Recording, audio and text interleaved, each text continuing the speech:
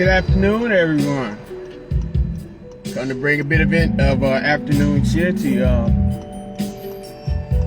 Yeah, we get right to the point. I was thinking, in the area of fanaticism, and how people have picked their individual idols to be fans of and things of that nature. I stated a couple of days ago, and I guess that what kind of made me think I was looking at the video in which I said it in. I'm not a fan of nobody. I'm not a fanatic of nobody.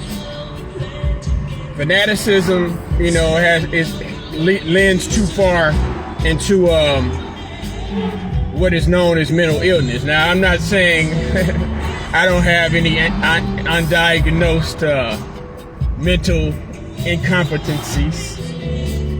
I guess I would hope I do well enough to shield them to where they aren't any negative effect to anyone else. But people, when you put people in a position where you somehow go nuts or go crazy over them, you have to take pictures with them, you have to have them sign autographs or show you some form of regard. That lends too far into worship. And I'm not the grab. I was raised in a Christian household. Both my grannies and my grandfather. My other grandfather passed before I really got a chance to meet him. But they had strong Christian values. So it's like it just off the top of it. We worship no man. Worship no man.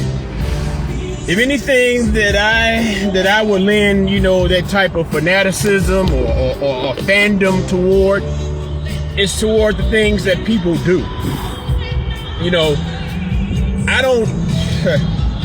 I would prefer to be known, no matter who is doing it or whatever group is doing it, I would be more preferred to be a supporter of actions. A support of the things that you do, not so much of who you are, what you say, or your charisma, or things of that nature, man.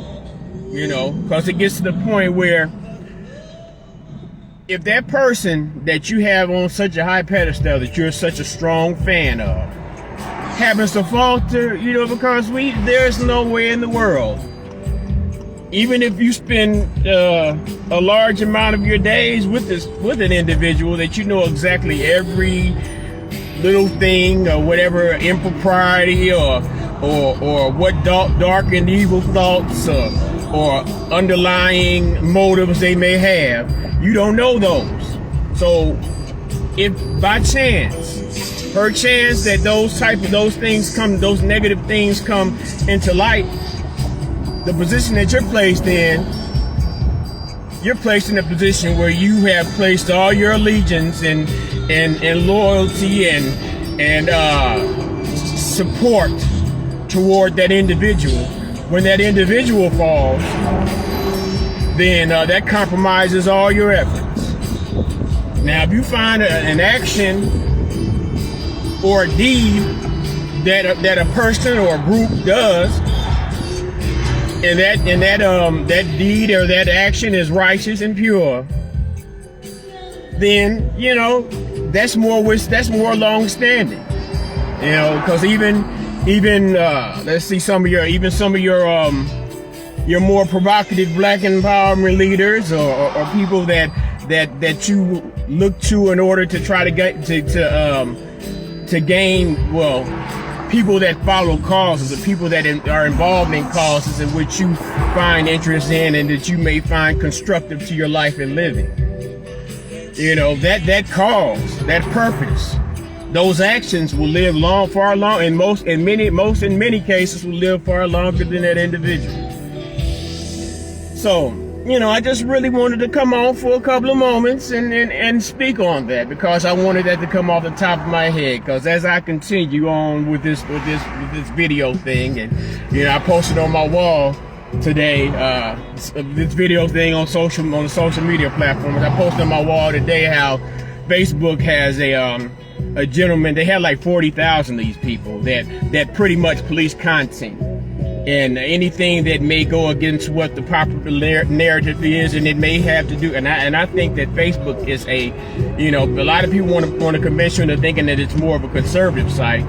I think it's more of a liberalized site. But then again, when you think about it, if you think on the lines of parties, Republican and Democrat Party, it's pretty much the same purpose, because they work together in order to give you the false dichotomy that you're supporting two different ideologies.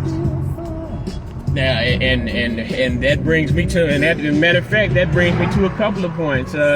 When we were so in 2008, we were so adamant on getting our very first blackish president in office. In 2020, was it 2020? Yeah, the election of 2020, we were so adamant about getting our first blackish vice president in office.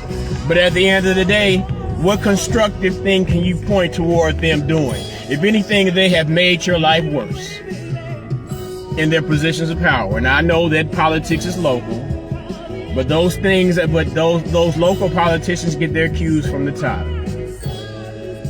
So yeah. No. Let me go on in and make my preparations before I head into the bountiful acres of Candyland. But I just want to come in and hit y'all with that. Peace and love to y'all. I'll be back in probably, I guess, about an hour or so, I guess. But if I come back, peace and love. I'm out.